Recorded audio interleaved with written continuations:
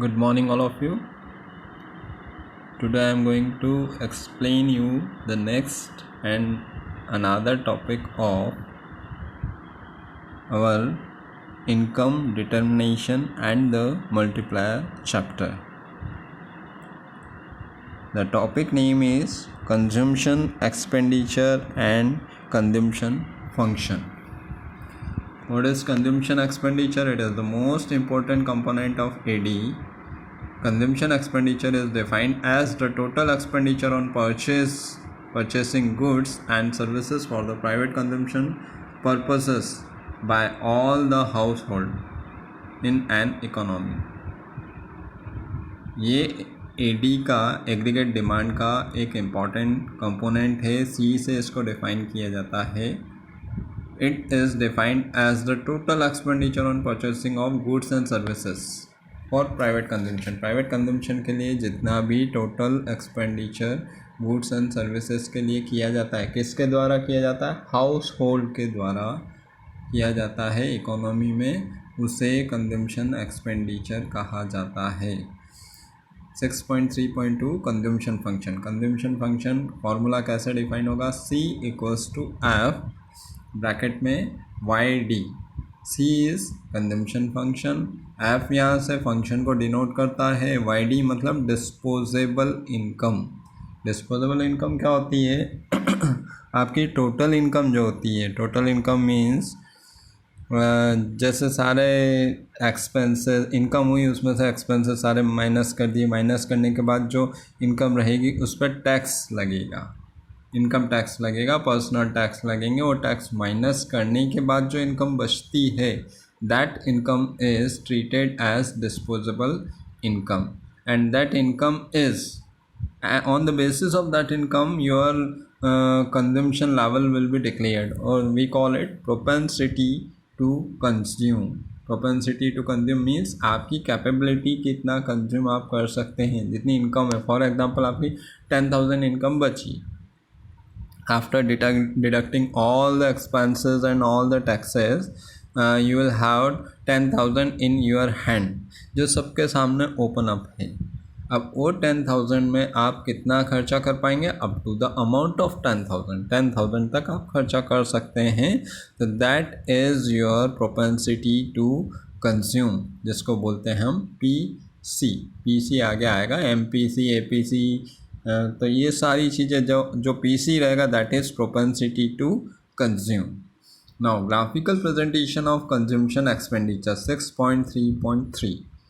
Graphically, the consumption curve is upward sloping, originating from the y-axis. ये देखिए, y-axis से originate हो रही है और अपवर्ड जा रही है. Okay. It shows the direct relationship between the level of disposable income and consumption expenditure. Consumption function is given by the equation. ये क्या शो कर रही है? Direct relationship between.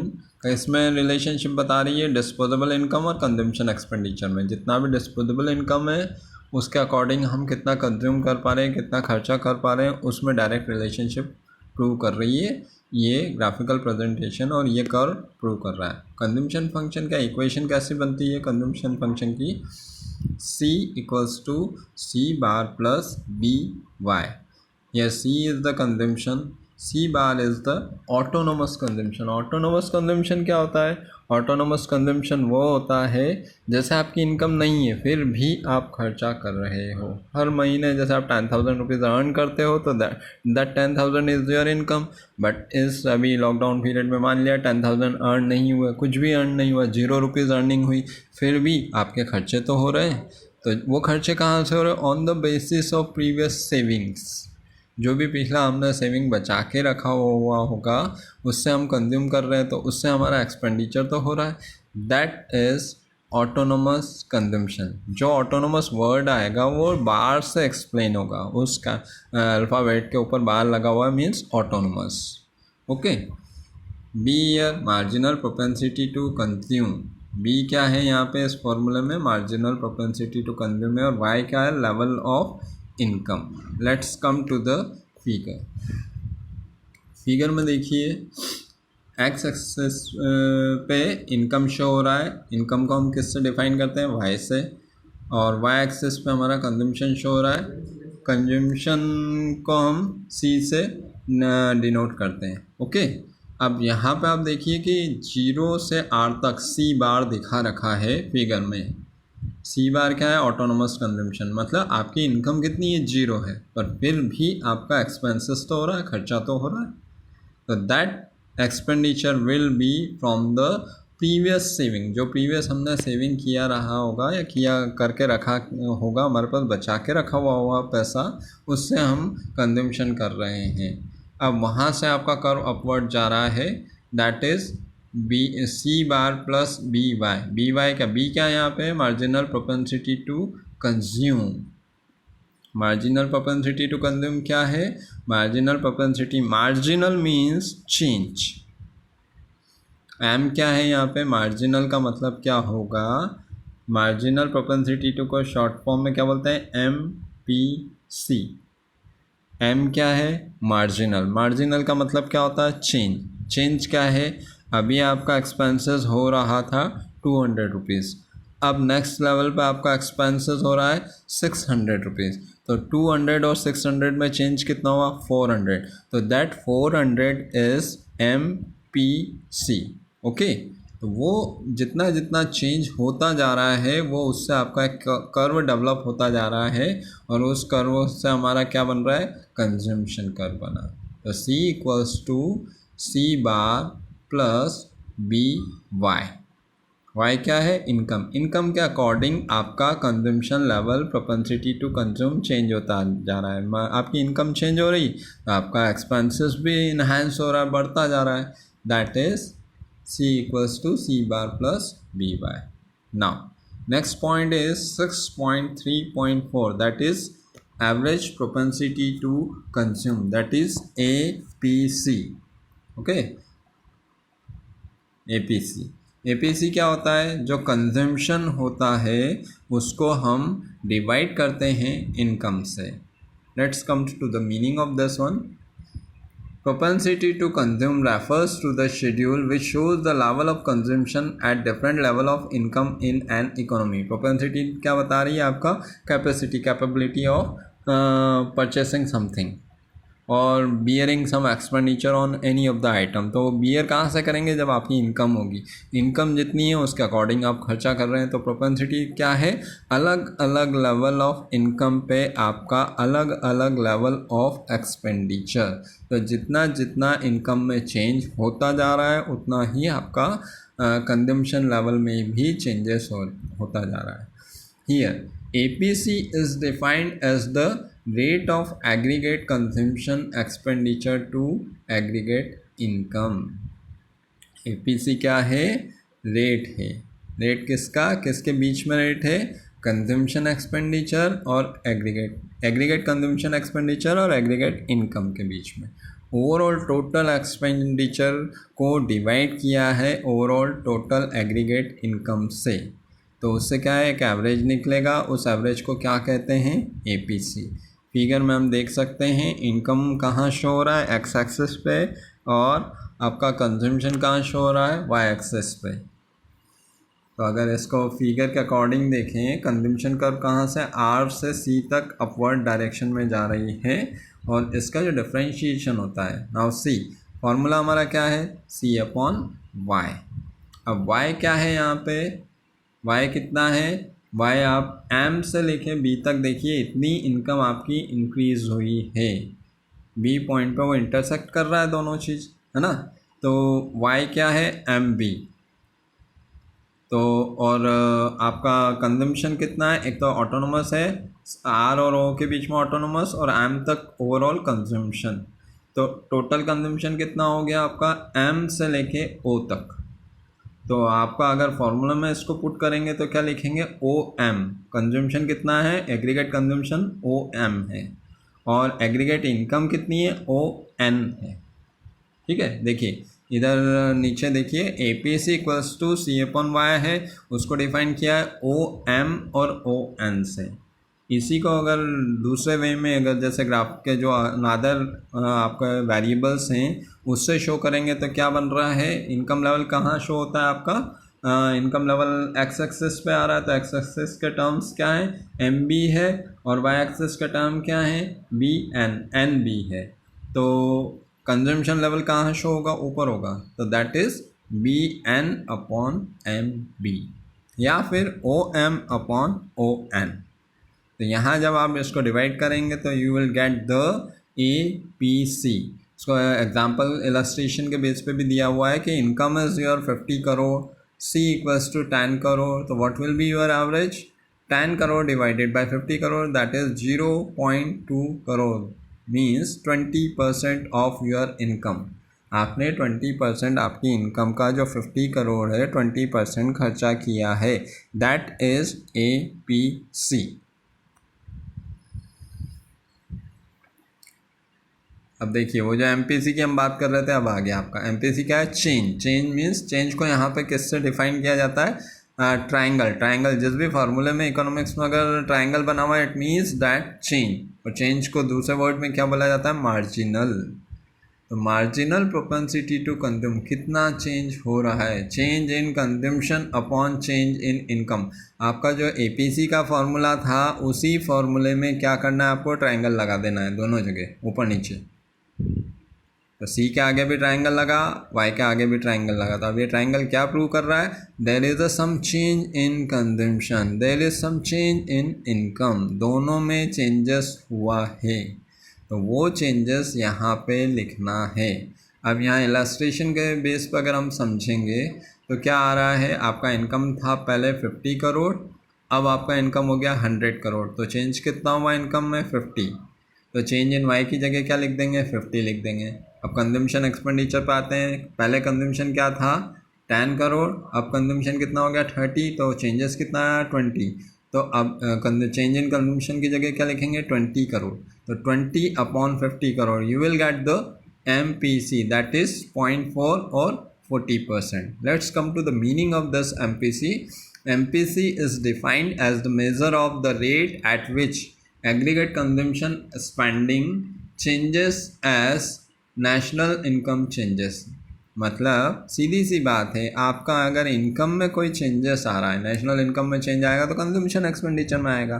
तो सेम है, अगर हम अपनी बात करें तो अगर हमारी इनकम चेंज होती रहती है कि हाँ अभी 10,000 कमाया, अगले उसमें 50 कमाएंगे, उसके बाद 1 लाख कमाएंगे, तो अब सी 10,000 में जितना हम बियर कर पाएंगे उतना हम एक्सपेंडिचर करेंगे। उसी के अगर कंपैरिजन करें तो 50,000 में 40,000 और अर्न हो गया तो हमारा एक्सपेंडिचर भी बढ़ जाएगा। उसके बाद हमारा 1 लाख हो गया तो और अर्न हो गया, तो उसके बाद फिर again will get some changes in our expenditure. तो वही चेंजेस यहाँ पे एमपीसी में शो किया जाता है। ओके, वही फिगर में दिखा रखा है। अब देखिए यहाँ पे इनकम में चेंज आया, देखिए इनकम कितनी थी, ओडी थी। ये जो डी का डैश डैश डैश वाला जो पॉइंट दिख रहा है जहाँ पे इंटरसेक्ट कर रहा है कंजम्पशन और इनकम का, तो पहले इनकम इतनी थी तो कंजम्पशन इतना था। अब इनकम में चेंज आया, चेंज इन वाई, कहाँ तक गई इनकम, ई लेवल पे, एफ लेवल पे जो लाइन बना हुआ है dash dash dash, E means आपका इक्विलिब्रियम पॉइंट, तो एफ लेवल तक जितना गया तो चेंजेस कितना हुआ, चेंज इन वाई।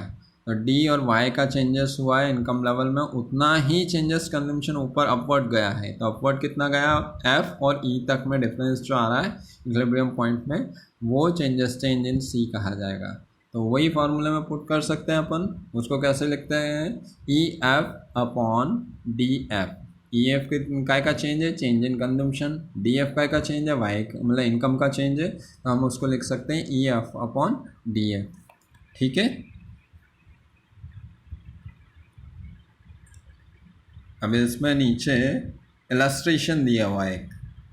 इलस्ट्रेशन में क्या है, consumption function, let consumption function B C equals to 50 plus 0.6 Y. हमारा फॉर्मूला क्या था, पिछले टॉपिक में देखते हैं। हमारा फॉर्मूला क्या था, C equals to C bar plus 6.3.3 में देखिए C equals to C bar plus B Y.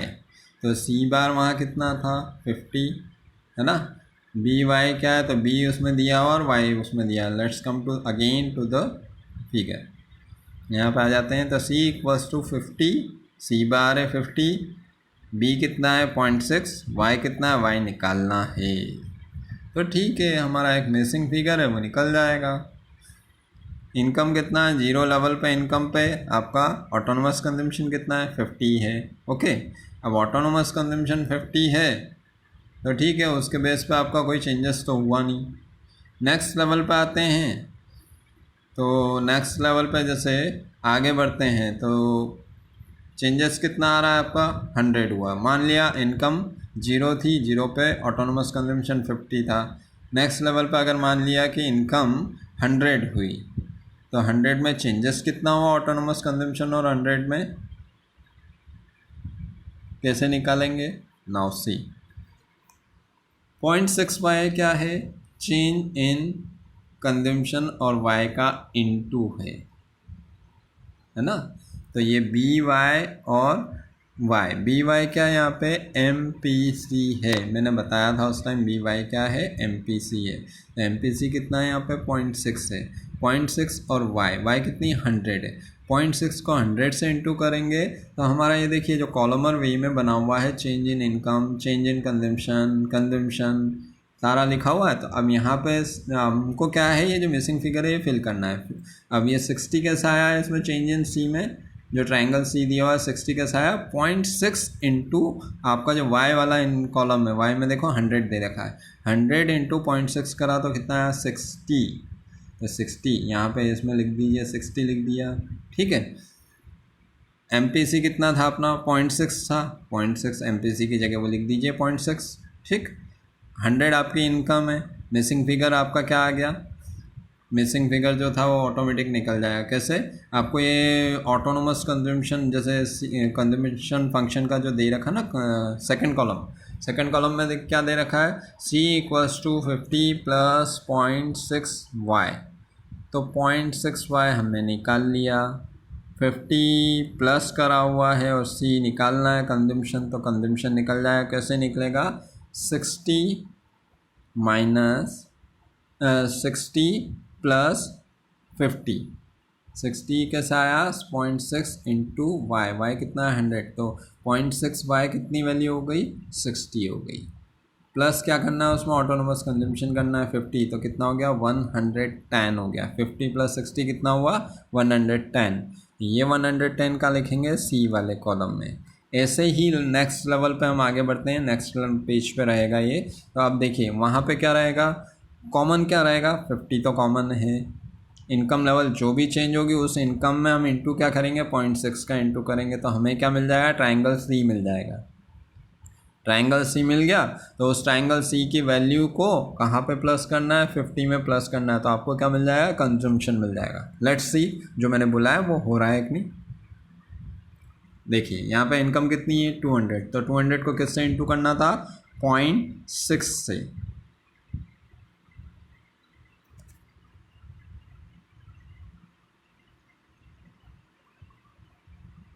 Change in income को करना था, 0.6 से किसको करना है, चेंज इन इनकम को करना है, ठीक है। तो चेंज इन इनकम कितनी है आपकी 100, पहले 0 थी, 0 से 100 आई, 100 से फिर 200 गई, तो चेंज इन इनकम कितनी हुई 100, तो 0.6 को किससे इंटू करोगे 100 को, तो आपका change in consumption triangle C कितना होगा, अगेन 60 होगा। 60 को आप अब कहाँ प्लस करोगे, 50 में, ठीक है। देखते हैं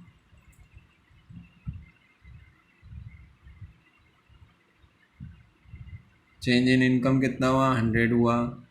आपका ट्रायंगल सी जो है, triangle C upon triangle Y वो आ गया आपका 0.6 आ गया। चेंज इन इनकम जो हुई 100 से 200 हुई तो उससे इंटू करा तो 60 आ गया।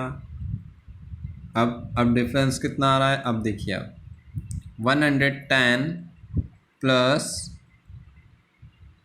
60 ये कैसे आया,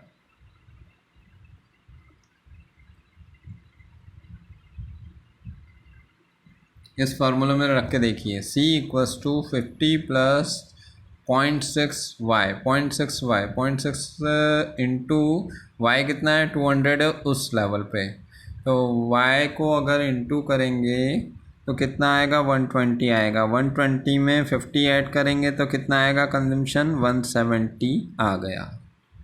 फॉर्मूले में रख दीजिए, जो मैंने बोला था वही चीज़ फॉर्मूले में रख दीजिए। ये जो आपका सेकंड कॉलम का जो फॉर्मूला है C=50 + 0.6y, इसको ही सॉल्व कर रहे हैं हम। नेक्स्ट लेवल की इनकम कितनी है 200 है। अब 200 को 0.6y है ना, तो 0.6 से इंटू करेंगे तो 0.6 इंटू 200 करेंगे तो कितना आएगा 120 आएगा। 120 को 50 प्लस करेंगे तो इस नेक्स्ट लेवल का कंजम्पशन कितना हो जाएगा 120 + 50 170। देखिए ये आ गया 170 आपका कंजम्पशन हो गया। आपकी नेक्स्ट लेवल की इनकम 20 हो गई, 200 हो गई। चेंज इन इनकम कितनी हुई 100। और आपका जो थर्ड वाला कॉलम चेंज इन कंजम्पशन कितना हो गया 60 हो गया। कैसे हुआ, पहले कितना था 110 था, 110 से अभी कितना हुआ 170, तो चेंज इन कंजम्पशन कितना हुआ 60 हुआ। Change in C upon change in Y कितना हुआ 0.6 हुआ। सेम लेवल आप खुद करके देखिए अगला 300 का। 300 को 0.6 से इंटू करिए और 58 करिए 230 आ जाएगा। 230 यहाँ लिखिए और बाकी मिसिंग फिगर सब लिख दीजिए, ऑटोमेटिक आपको ये फिगर समझ में आ जाएगा। ठीक है, वही ग्राफिकल प्रेजेंटेशन यहाँ पे दे रखा है। ओके,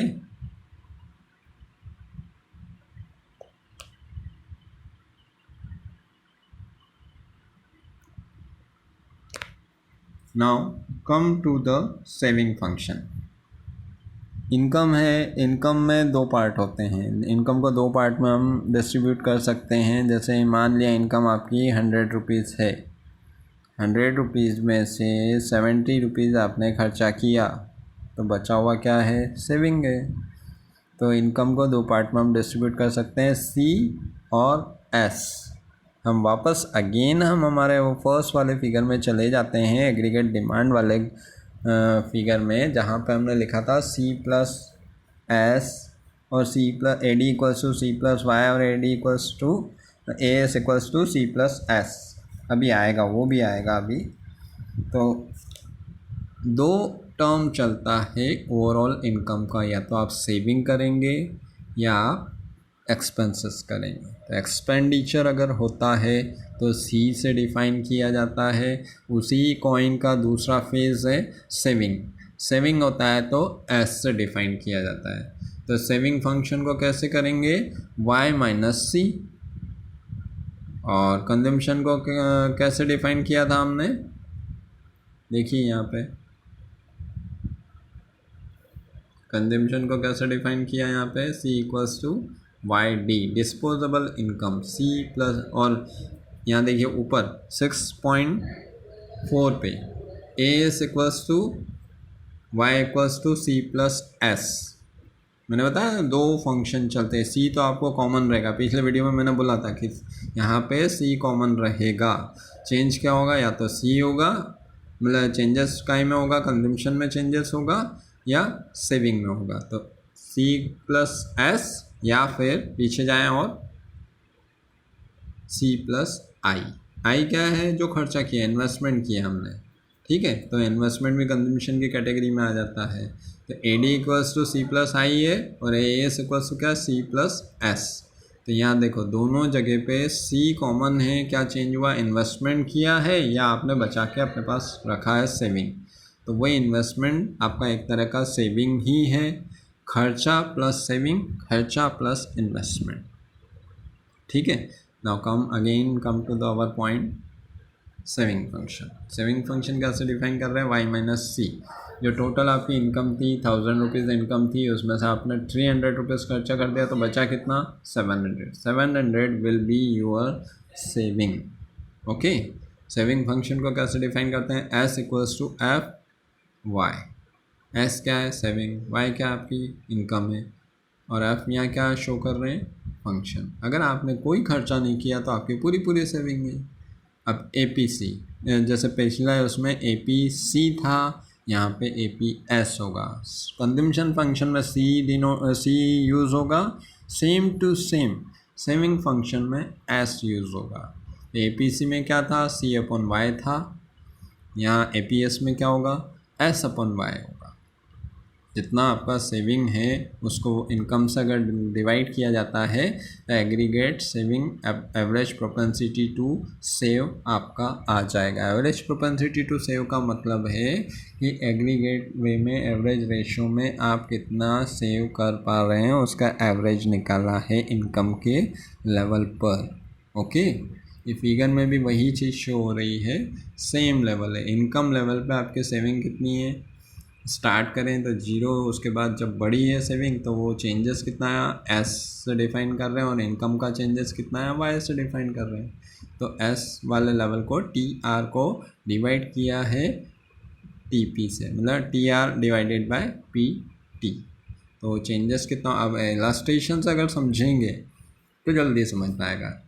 इलस्ट्रेशन में क्या दिया हुआ है, इनकम आपका कितना दिया है 50 करोड़ दिया है, कंजम्पशन कितना दिया 10 करोड़, तो सेविंग कितना हो जाएगा, इनकम माइनस कंजम्पशन, तो 50 माइनस 10 बचा कितना 40, 40 कितना होगा सेविंग।